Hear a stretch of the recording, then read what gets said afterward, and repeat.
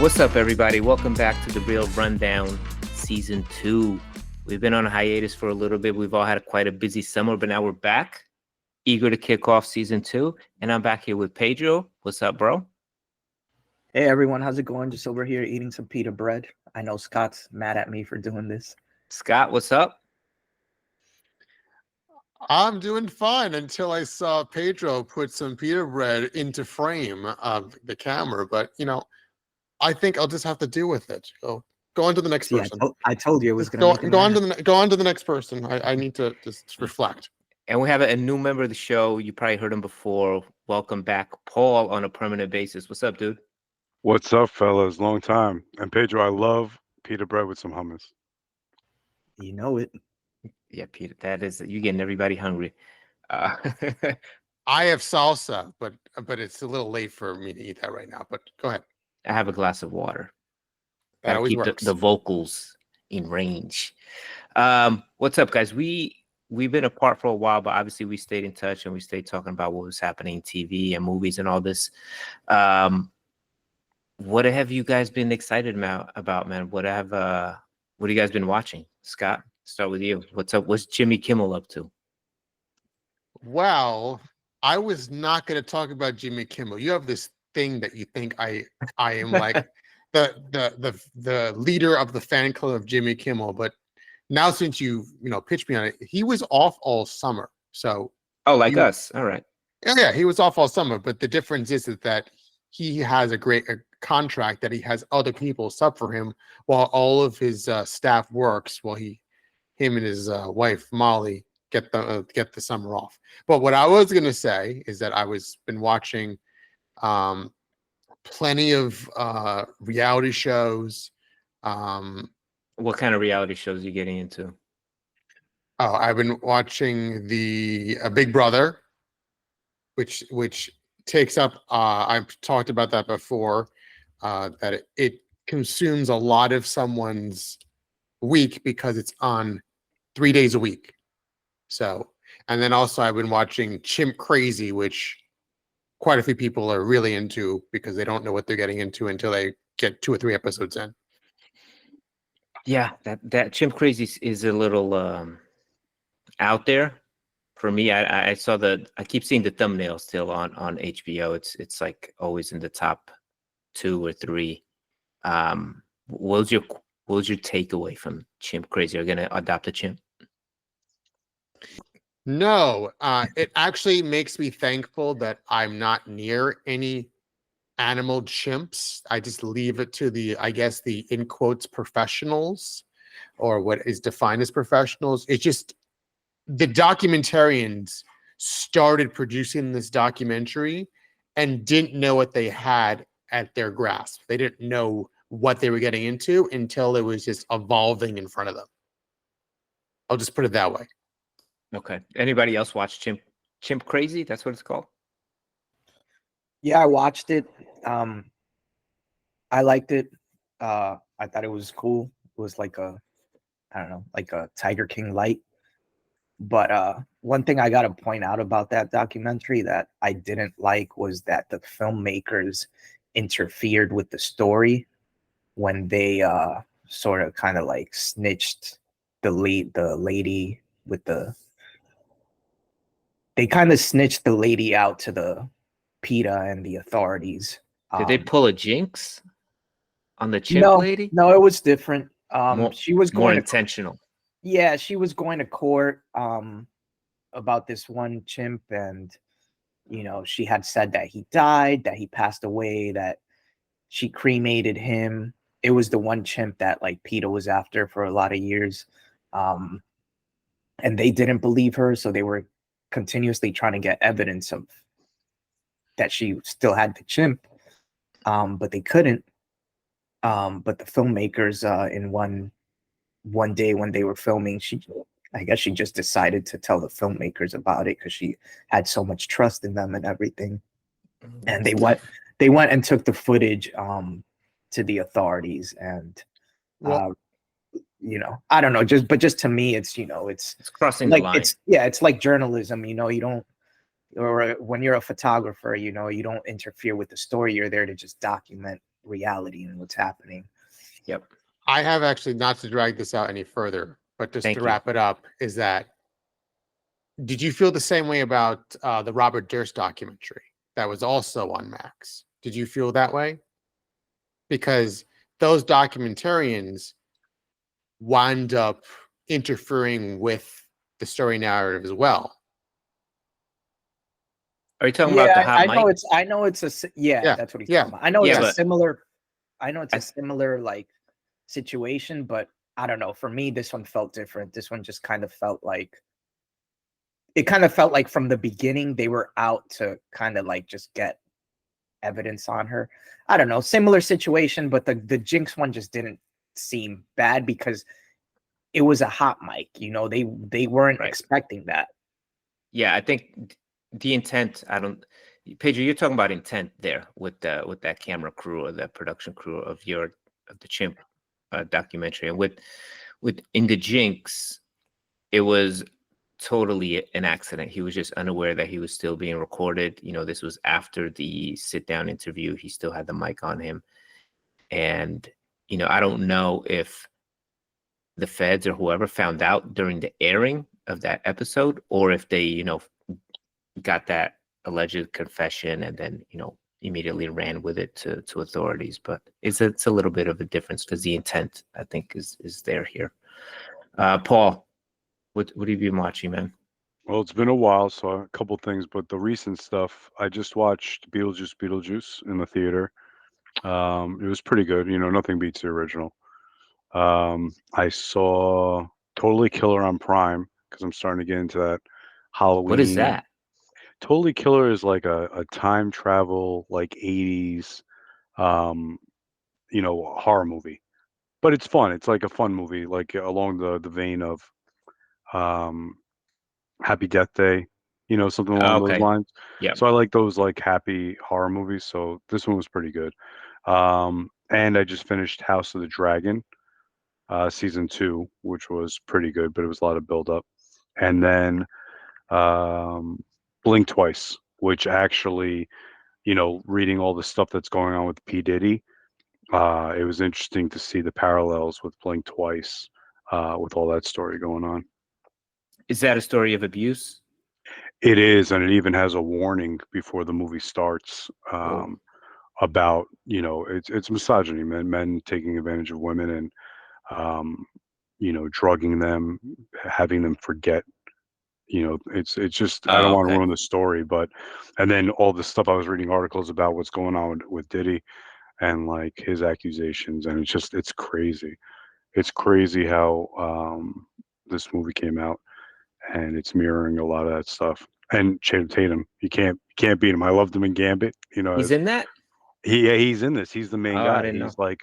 He's like kind of like a recluse billionaire, and he's inviting people to his island. Oh, okay. Don't famous people don't invite anyone to your island right now. It's not a good time. I don't have that issue because I don't have an island to invite people to. So luckily, and I think we have the same positive thing that we don't have that. But are you looking forward to the Netflix doc, the Diddy Combs doc that 50 Cent is producing that Netflix recently bought? I am now, yeah. I never liked P Diddy. No, I didn't like him back in the day. I was a Tupac guy, so I hated Diddy, and I think Diddy even like screwed over Did he do Biggie. it? I don't know, man. I think he screwed over. I think he screwed over Biggie. I didn't like him. That's a bad Never joke liked for him. me. That was a bad one. Oof. Right. No, Apologies. that's okay. Apology accepted. But there's like he has what 4 or 5 different names. Yeah. Someone asked me about that over this weekend was we were talking about it, and someone asked me if he had changed his name within like the last 2 to 3 years. And I thought he did, but I couldn't remember what the I name think was. he did. I think he did. I just don't remember which one it is. Now it's been crazy seeing all the pictures come out of celebrities and people of like influence who have been out there at his parties. Camila Yeah, Harris but you out there. can't It's like, you can't put much stock in that because like that's literally everybody. You know, if yeah, anybody goes to a famous person's party, they're gonna take the picture and smile, and you know that I don't think that means anything.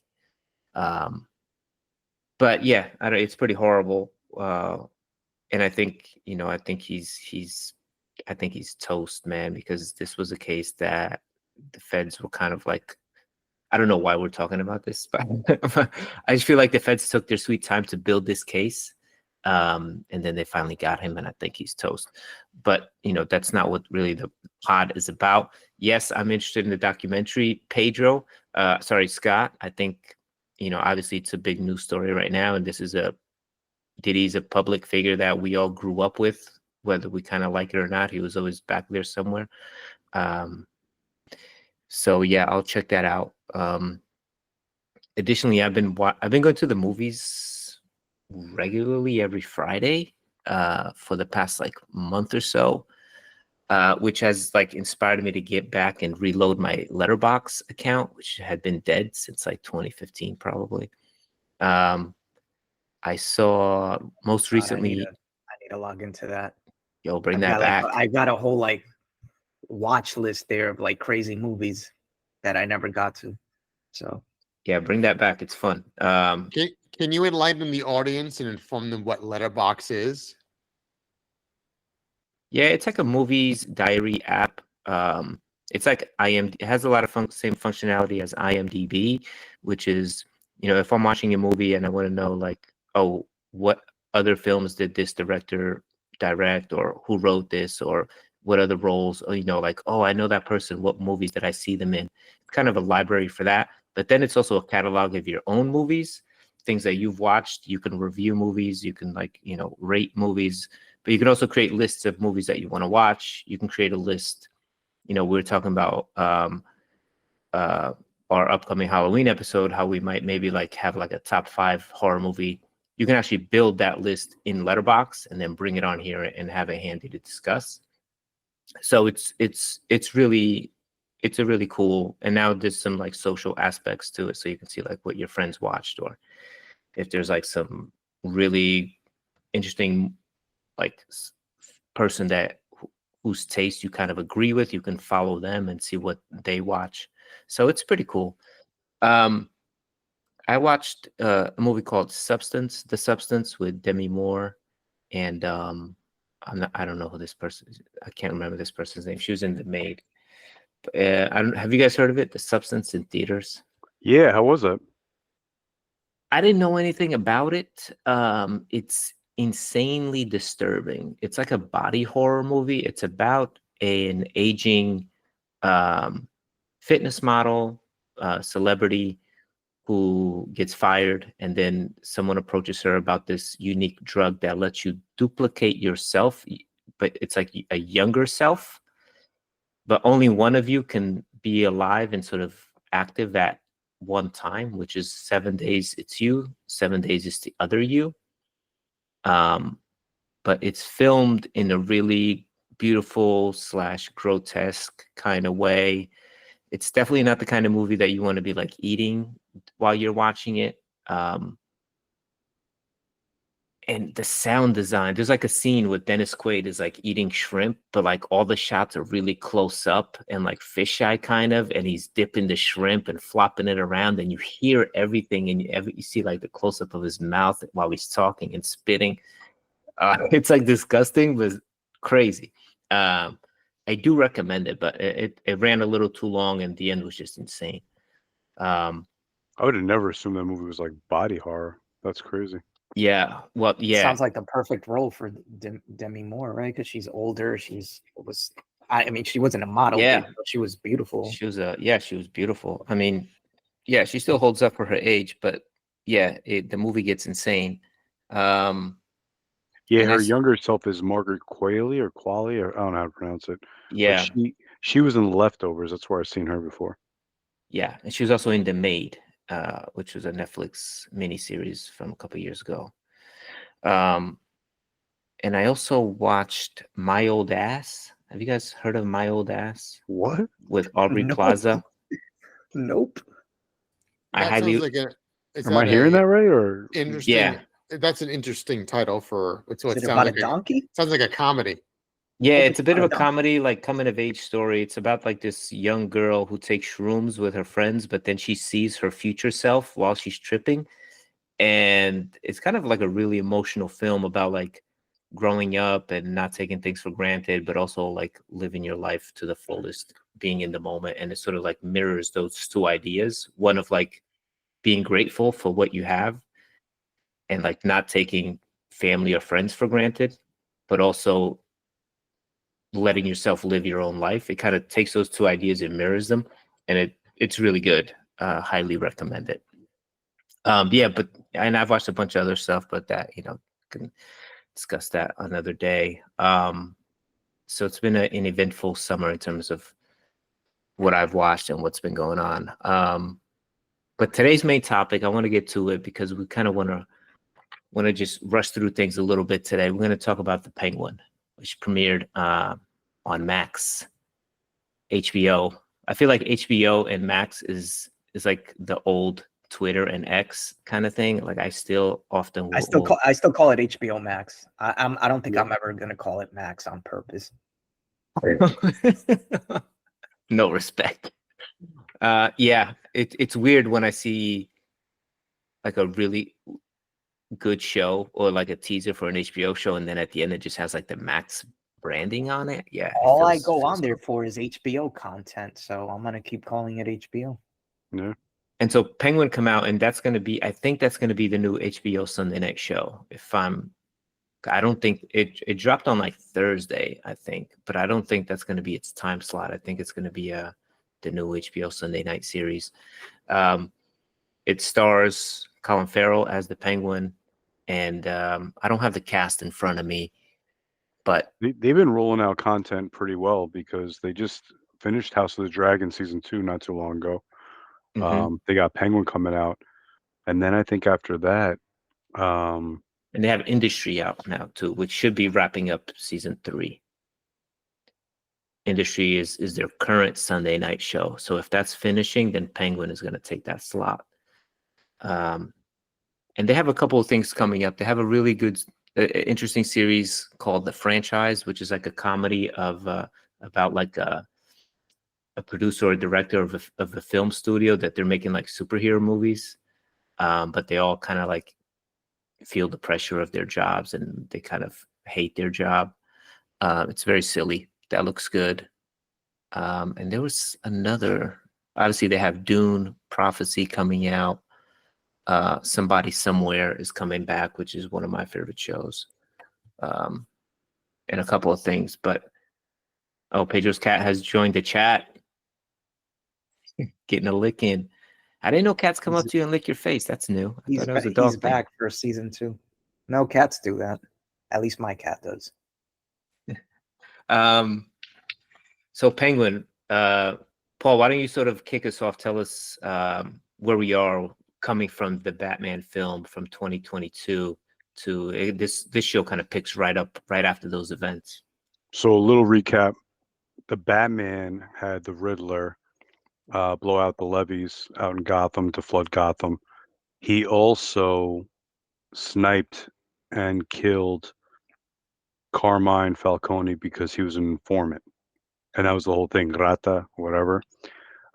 He took him out, but one of the other reasons that he took him out was because Carmine knew the truth about Bruce's parents, and the Riddler didn't want Batman to learn the truth, and we still don't know the whole truth of who killed Bruce's parents, but he killed him, and by doing so, and sorry, Carmine Falcone also, he was a snitch, right? He was an informant, and he was the Right. reason why Salvatore Maroni got put in jail.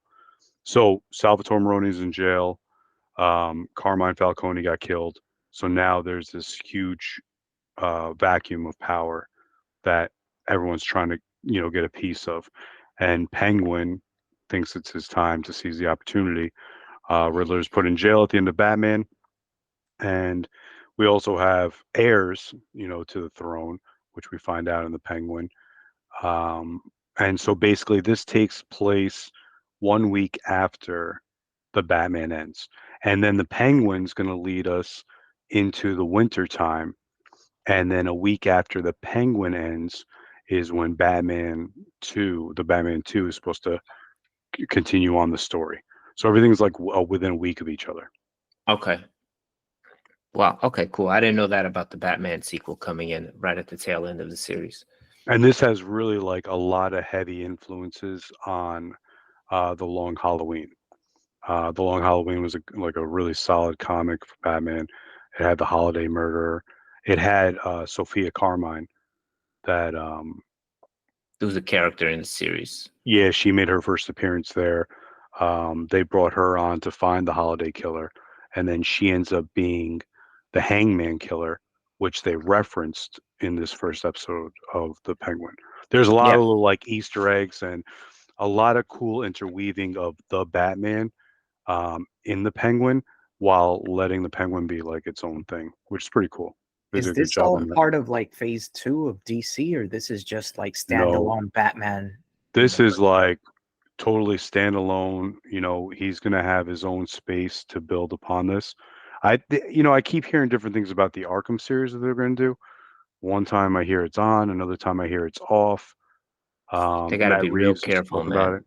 Right now, Yeah, everything is rock solid. Like you he's throw good. too many wrenches in this thing. He started with the Planet of the Apes. He did a good job with that, and I think he did a pretty good job with the Batman. It was interesting. It really grounded him, made him like a more detective Batman. I liked it. I love that So Batman. It might be up there with my favorite. It's up there with the Christian Bale films. It's certainly better than part 3 to me. Might be even better than it's probably better than part 1 to me as well. Like this, I love that new Batman movie with what's his face. It was just a fucking heavy metal, grimy Batman. That what they turned that Gotham into was just like boring, desperate, like dark. I well, it loved really it. paralleled like New Orleans, like with the flooding and the levees busting. Right. For me, I was a kid, so for me, it was Tim Burton's Batman, with Michael Keaton, because everywhere you looked, there was commercials and that Batmobile was sick. You looked at That's still McDonald's. the best one. Yeah. Oh yeah, that was like so for me. That's always going to be my, top tier Batman. But this one was pretty good. I liked it. So, what did you guys think of the show? I caught it late. I'm kind of fresh off of the episode because I tried to watch it last night and I was really tired, so I fell asleep like twice. So I watched it again from the beginning after work today. I thought it was really really well done. I thought the connecting the visuals of Gotham to the visuals from the Batman film to the show carried over really well. And it kind of made you feel right at home in that same universe.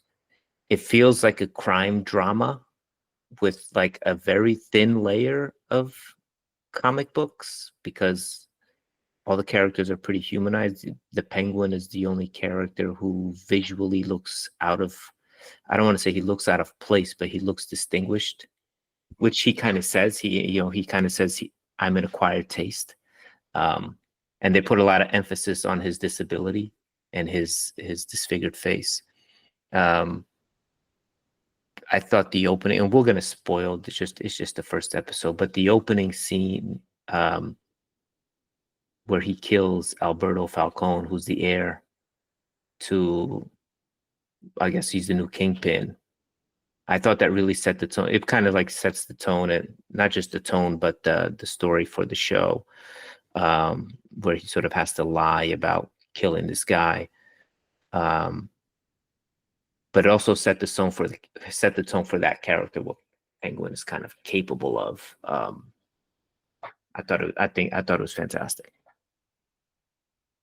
Yeah, I think they did a really good job. I think Colin Farrell was like pretty friggin' amazing. Like his range in this was really good. His little twitches and all that was Really like good. really well done. And she was good too. I forgot her name, the actress that played Sophia Carmine. She Stop, did a pull that really up. good job. And Pedro, just to go back on that real Pull quick. what up? What am I supposed to pull up? The actress name? For what? You're that guy. That guy for what? The get that info guy. What info do you want? What's I her do. What's Sophia Falcone? What's her the actress who plays her? Who is that? She's been in a ton of stuff. Kristen can't pronounce. I have it right up here. Kristen Milanotti Milioti. Might be that. Yeah. Yes. Yeah, I that's had. Kristen Milioti. Yes. Pedro, what did you think of the show? To sum it up in one stale sentence, I didn't like it. Damn. I didn't like it, man. Honestly, to me, what I saw from the trailer is not what I got from episode 1. And after the first episode was over, the sort of sneak preview they give you for the rest of the season is in the same vein as the trailer. So Yeah. they're making it seem like it's like this like grimy, gritty, dark, like crime drama. And I didn't get that at all from this first episode.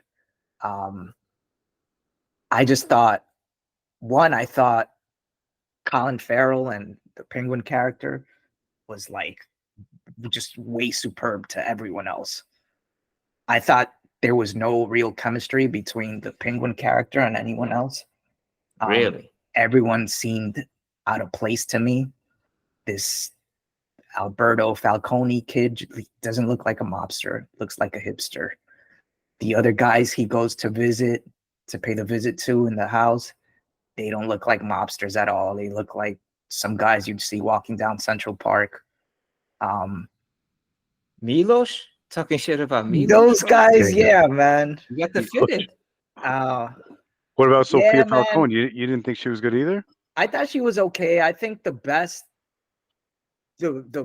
best thing I saw in this whole episode was the scene with Oz and his mom and their interaction. That was superb and miles above everything else. I thought the very beginning of the episode, like picked up where that trailer put you. You know, it was kind of dark. Yeah. You see, you know, a dark Gotham and everything. But man, his little sidekick he picked up. You don't like Terrible. that kid? I You don't like that kid either? understand. Yeah. That kid grew on me.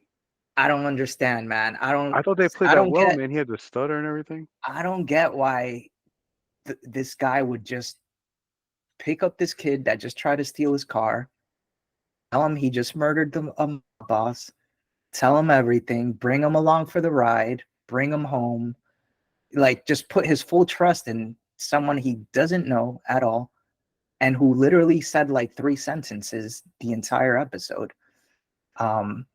You know, we first see this kid and you think he might be some like, you know, gangster kid or something, like, you know, because he's stealing a car and he's with a gang of kids doing that. But everything else after that, he's like the shy, scared, quiet kid that doesn't say a word. It's like, what is he? Did the Penguin see that this kid has potential because he's, you know, I think a he bad shied kid, or towards him. I think he served a good purpose, like, you know, kind of making you fall on the Penguin side. But I think he sided with him and he liked the kid. He didn't kill him when he told him look at the sunset because the kid had a stutter. And he's like, you know, people like us, you know, talking about how this is how we make it in the world. So because he's got the club foot and he's got this ability, and he saw the kid with the stutter, I think he softened on the kid and he let the kid live. I get you. I just don't understand why, you know, if you're Oz and you're this mobster, you probably got henchmen and goons with you. You know, why are you just gonna pick this random kid up off the street and just tell him everything? You know? Go ahead, Scott. Here are my hypothetical questions. So this kid was with other guys. They were trying to steal his car. The rims. Yeah. The rims, right? So you mean after that occurred, none of his buddies tried to call him and figure out where he has been for like the past 24 plus hours, that not knowing where he is? Do they have cell phones in this Gotham world that no one tried to figure out, anyone in his family figure out where this kid was? Just like he just disappeared. Well, they hint that his family and his whole world is gone. Yeah. And that one kid that was with him, she took him out right in front of the Penguin. Okay. But I just thought that, just like with Pedro, being like the minority group of who did not necessarily like the show based on, I'll tell you why we seem like the select group that didn't like it. It just felt like parts happened rather quickly. They just took like a right turn, like, okay, now this kid is now, Oscop's like right hand person. And then it's like, okay, then it just slowed down. And then we get to the house, and after all these killings happened, he's like trying to get a getaway. But that was my favorite moment when he was in the house and she was trying to like build him up, like, you're not going anywhere. Oh, during Basically, the meeting, during the mob yes, meeting. petting his ego. No, he's talking about the mom when he goes home. The mom, yeah. Oh, the mom, not the mom. Yeah, no. But the show's done very well. It had 5.3 million views across Of all course. platforms, according to Variety, it's huge. starting with his debut on September 19th, and that's including repeat airings on HBO and as well as streaming viewership. Comparison to Succession, that drew 4.9 million, and the second season of The White Lotus that drew 4.1, and this is just the start of The Penguin. It's not clear what's going to happen with the second episode, but it seems like it'll probably do way better since they're going to move it to their primetime slot of Sunday evenings. It is, but it'll do well. It is showing on the primetime slot for HBO on Sunday nights, but most people can't wait those 3 or 4 days to watch it on HBO. They're going onto Max, waiting for that thumbnail to appear for the latest episode. Well, it's doing numbers. I think it's going to drop it'll do globally numbers. the same. Yeah, it'll be fine. It's funny, Pedro. I had the complete, like, literally the 100% opposite. When I saw the trailer, I was like, oh, they're giving this guy like a, I guess like a sidekick, and I was like, oh, and they're bringing in like Sophia, like this to be like his enemy, and I was like, oh, I don't know, this might be a little weird. It might not be the show I'm kind of expecting. So my expectations they weren't like all-time high. They weren't super high. They were like, okay, I'll give this a shot.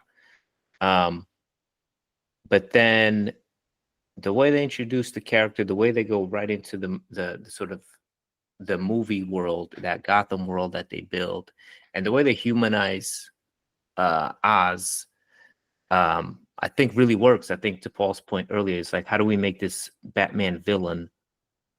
How do we make people root for him and put him in a position that we want him to succeed? And I think they do a couple of different things. One is through the kid. The kid does a great job of acting early on. He looks terrified that Penguin is going to shoot him. And then when he's going to kill him, when he's going to off him, because he was going to off him after they took care of the body. And I really bought that performance. But then he has like these little moments. He's like, yo, is that place Buddy still open where they got the slush puppies? He talks about the air freshener. That final scene was so dope when they're sitting there mixing the slushies. And he's like, I told you this was the shit, right? And he's like, yeah. And it was like, that moment was so great. I love that moment at the end. And the kid, when he asks him, he's like, oh, you never mix the slushies? He's like, no. He's like, you missed out. And the kid knows, oh, he's going to kill me. He's like, no, but I want to, in the future, I want to try it. And he gives him that look. So I thought those were great ways to ground Oz, who's a character that we've never seen. He's like, that character has never been in this role where he's the lead and we're rooting for him and an audience is rooting for him. He's usually up against Batman. And I think they did a wonderful job using Gotham as almost like a whole nother character. That background is beautiful, and you see the devastation that still transpired from the Batman carry over onto this. And you see FEMA, and you see people in flood zones still, and parts of the bridge and on-ramps collapsed. Those and shots, like the devastation. That was awesome. Those shots of Gotham and introducing the environment and everything, it kind of made me wish this whole series took place at night. Like, there was such a contrast when they went from these dark, grimy night scenes to like This To guy's the riding day. this guy's riding the train at 8 a.m. It's bright outside. There's like regular people next to him, and you've got this amazing looking character that just doesn't fit that world. Yeah, there was I wish it all took place at night. Like I wish there wasn't one daylight scene. It just like if the last shot of the last scene of the episode was them eating slushies in the daytime, that would have been great because that would have been the only time. But I wish they would have just kept that dark. I don't know. Maybe I was just misled by the trailer, but yeah, I there's don't. reasons why they can't The do trailer that. looked way darker than what I'm seeing. I think we're used to seeing Gotham at night because we see them through Batman's eyes, and Batman is out at night. But he's just like a middleman mobster right now. So, but I agree with you. Visually, it was like a kick in the face when they pull up. I can't recall exactly where they pull up, but it's broad daylight. And I was like, oh, this is very, very different. Cinematically, it's very different from what I've been watching for the past 25 minutes. But I think that was done on purpose. That was to help distinguish the difference between the Batman compared to this and make it its own thing, even though it's in the same universe. I like you just said, Bruno, like the Batman, we're seeing it at night because that's through his eyes. He's a nocturnal, he's coming out at night to fight crime.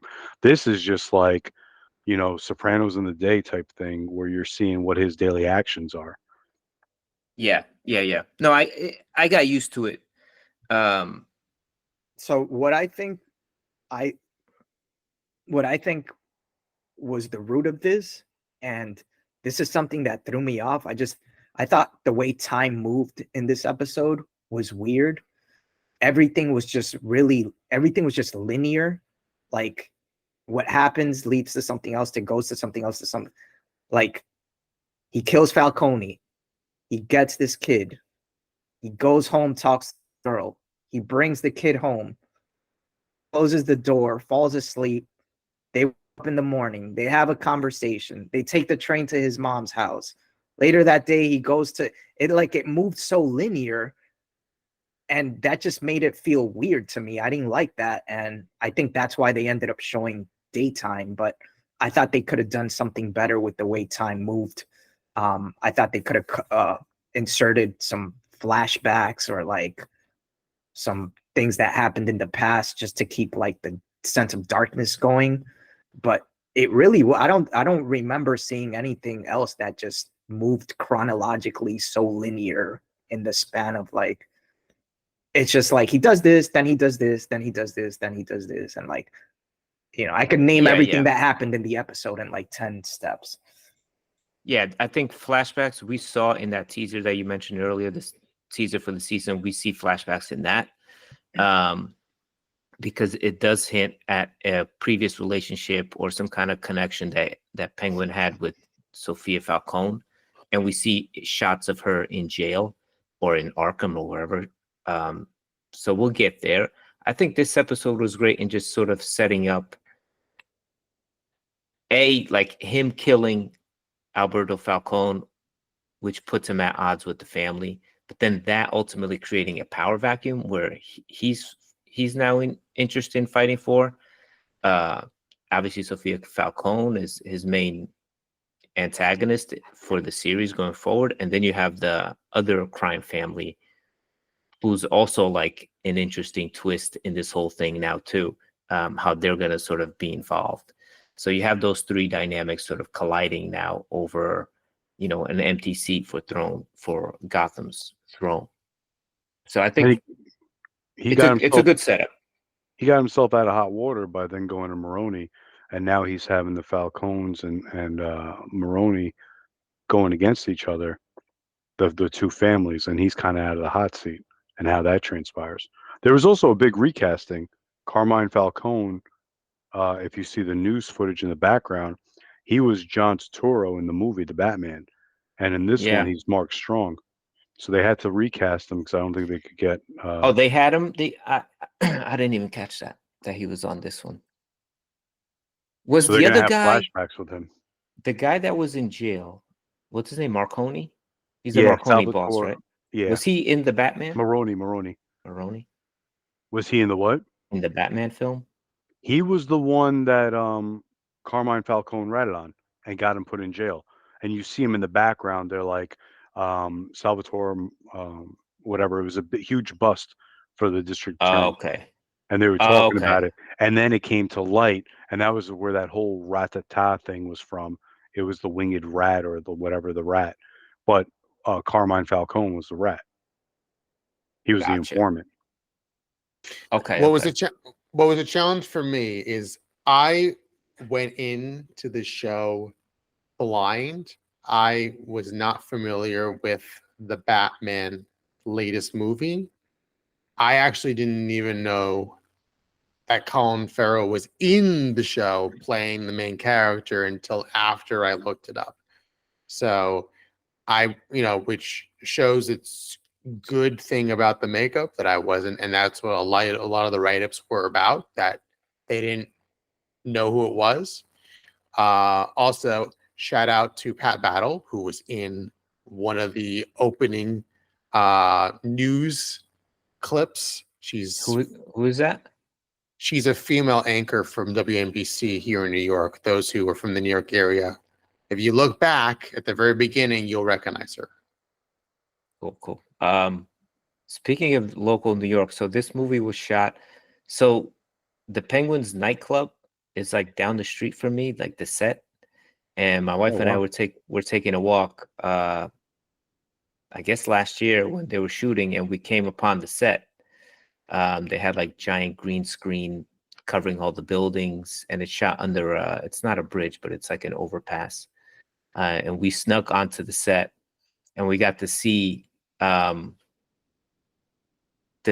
don't know if it's the scene where Colin Farrell goes into the trunk of the car and gets the sledgehammer. I don't know if that, because I was like, was that scene during the day or at night? You know how he gets the sledgehammer and then walks into the club Yeah. in the To bring it to beginning? the safe. Yeah, I think that's the scene we saw. It was definitely him going into the trunk of a car, but when you're watching like a movie being filmed, everything is just takes forever to do. But we took a bunch of photos and videos while we were there, and That's dope. nobody kicked us out. We were just kind of hanging out. They had a lot of cool Easter eggs and nods. Like one thing I thought that was really cool was that he lives in an old jewelry store, and he lives in a safe. Like when he went, Oh, that was sick. I noticed the doors. I was like, are those yeah, steel he doors? locks himself in every night. He lives in a jewelry safe. That's sick. And one cool, like I saw this on somewhere else on an article, but the jewelry store is Burgess Jewelry, and that's a shout out to Burgess Meredith, who played the original Penguin back in the 1960s Batman. Oh, wow. Wow. So that was a cool little like nod to an old Penguin. It had a lot of little things like Yeah, little Easter I eggs didn't again. catch that. It just looked like a warehouse to me or something. But No, that's and he cool. locked himself in, which was like that was pretty cool. Did you guys? I did it. I only noticed this and did this on my second viewing. When he's on the subway, there's a guy going around with a QR code. You can That I scanned that code. It took me a while to find the right exact frame, but you can scan that code. It doesn't really. It takes you to a website, and then it just talks about um, Arkham releasing patients and Blackgate, which I didn't know when I read this, but it's the prison or the jail, saying like, I don't know, some conspiracy about like who's the real prisoners in there and what's going on in there. So I thought that was Damn, a pretty cool. Yeah, that's cool. That's an Easter egg. Yeah, I was didn't just really I was just understand thinking that. like, damn, that's next level like panhandling for like subway people, bringing out QR codes. Like Yeah, that's how I was looking. I didn't even think to scan it. hitting people with the Venmo. I think it's also Yeah. important. What I think they could have done a better job of is reminding the audience of how desperate and broken down Gotham is as a city. So that guy in the subway handing out these, he's wearing like a mask, like all messed up, and like there's crime everywhere. That's why when I was like, when he took this Victor kid with him, like there's not a lot of law enforcement in the city right now. Crime is running rampant. So it's not like, I think that level, that separation of what we expect from normal crime dramas and the crime that takes place in Gotham, it's a little bit different. I guess Gotham's like Philadelphia right now. If you had to, you may have to make an analogy, but it's not a huge deal. Like crime runs rampant, so him taking on a kid under his wing and like getting rid of a body, the more concern is like the mobsters coming after you than the police or the authorities. My question is, what state is Gotham in? Jersey. And I figured that out because I saw when they took the close up of the ID, I Yeah. read it and it said Gotham NJ, which Yeah. Oh yeah, I didn't thought it was realize. just a fictional. Oh no, which doesn't make I sense. mean, it is, but Well, which Is that is just for odd. this show, or is that for the entire DC universe? yeah, I never heard. Batman's not from I thought Jersey. Come on. because in the Batman stories, it seemed like Gotham was always just a second name for New York City. That's It what is. I thought. Like Right. Gotham is a nickname for Manhattan, but it is because of Batman. But Like to stand in. it says New Jersey NJ, but then when they showed them getting off the train, it was a Long Island Railroad train, and they tried very Yeah. hard to hide the Long Island Railroad logo by all those cars that were parked in the parking lot. I was like, that's a Long Island Railroad train. Is that when he went to his mom's? Also, why did he take the train over there? Why didn't he just drive over there? Because he's being low key. So he had the low key Volvo Yeah. with the so nobody keys follow him. hidden. That's what that. He wants nobody Yeah. to know where his mom lives. Yeah, because he was about to skip town. His intention was they're gonna find out that I killed this guy and they're gonna kill me. And then the mom was like, I raised you better than that. We'll get that. I think it's because he had some extra commuter tickets and he wanted to use them up. Yeah. To me, it's That's- funny because I always saw like Metropolis was New York City and Chicago was Gotham. Yeah, I've heard that too.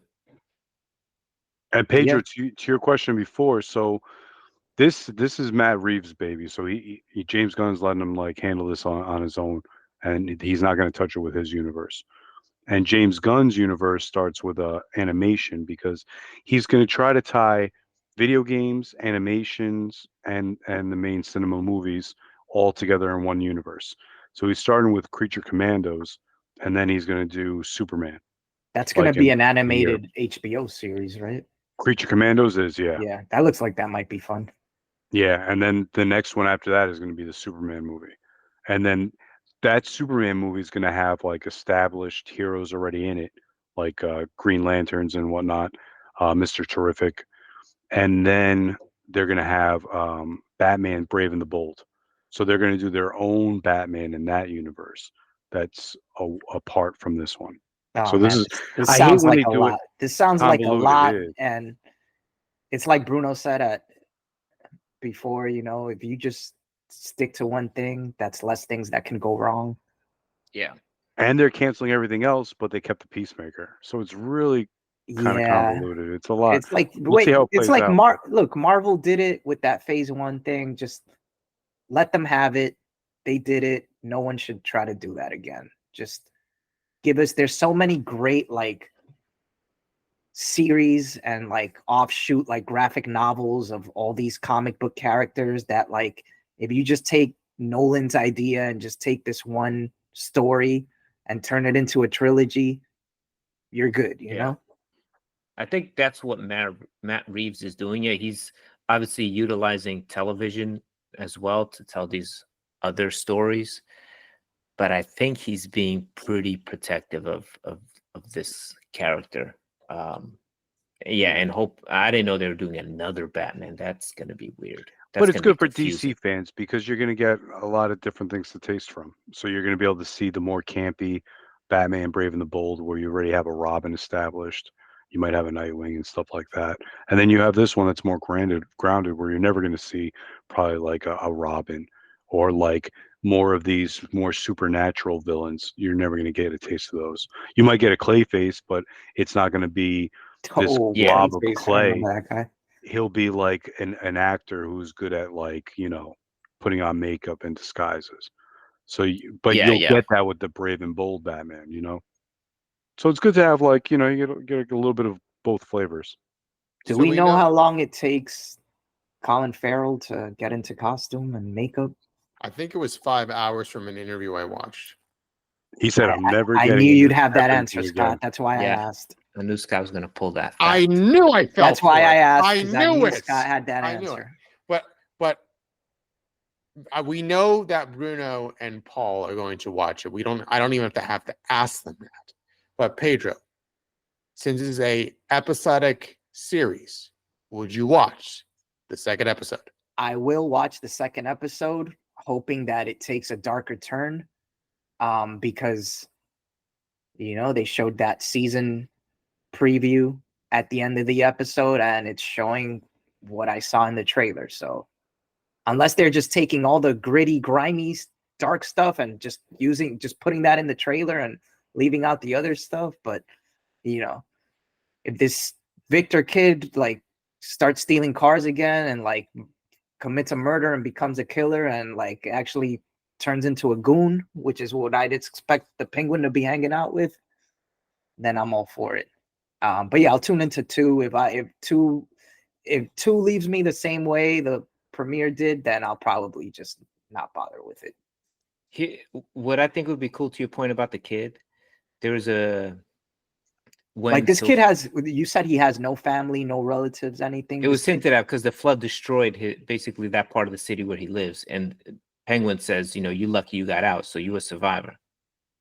But what I was gonna just say is, like, when Sophia caps that victim, when Penguin basically accuses him of lying, it would be sick if Penguin gets Victor killed at the end of the season to really level up his villainy. I think that would be a nice touch. Now, I like Vic. He's great, but if they were able to pull that, I'd be like, wow, they really turned this up a level, bro. I don't know if he's coming back. He supposedly he hated putting on that fat suit.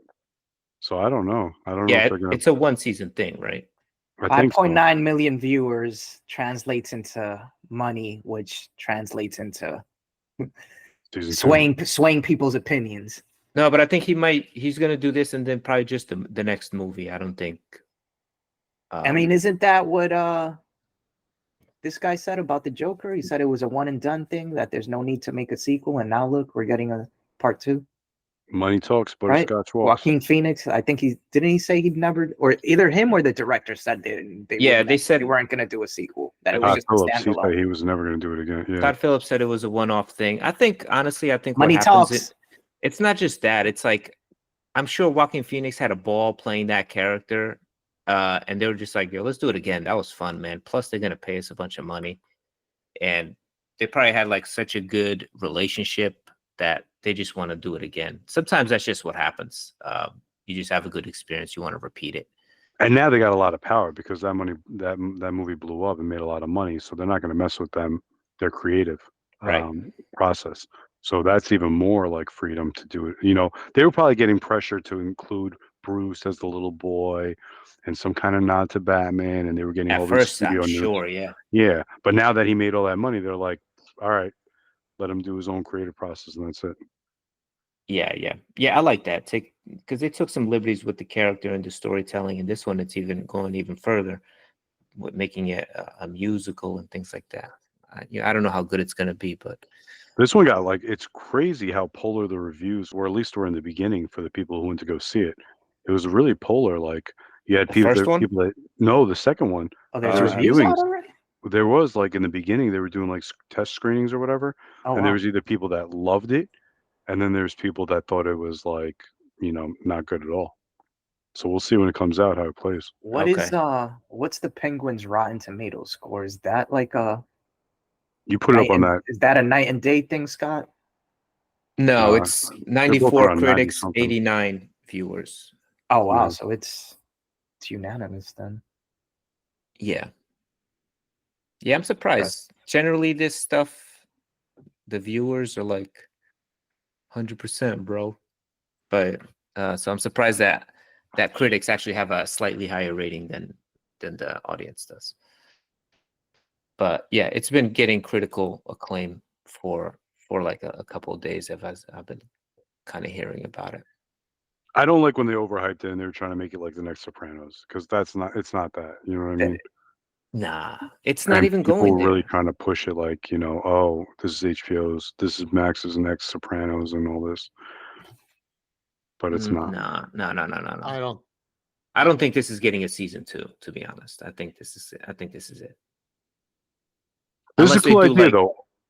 I like this where they interweave it with like a movie comes out, then they kind of have a show that does a filler in the middle, and then another Mhm. movie comes out. As long as it ties well, why not? yeah, what I think they can do is lean into the Gotham, make this like a Gotham focused series instead of, let's say like Penguin gets arrested or killed in the next film. You can still have the Falcones in there or the other dudes who's the other like Maronis or whatever. You can always have that street level Gotham crime because you already have that world built in there.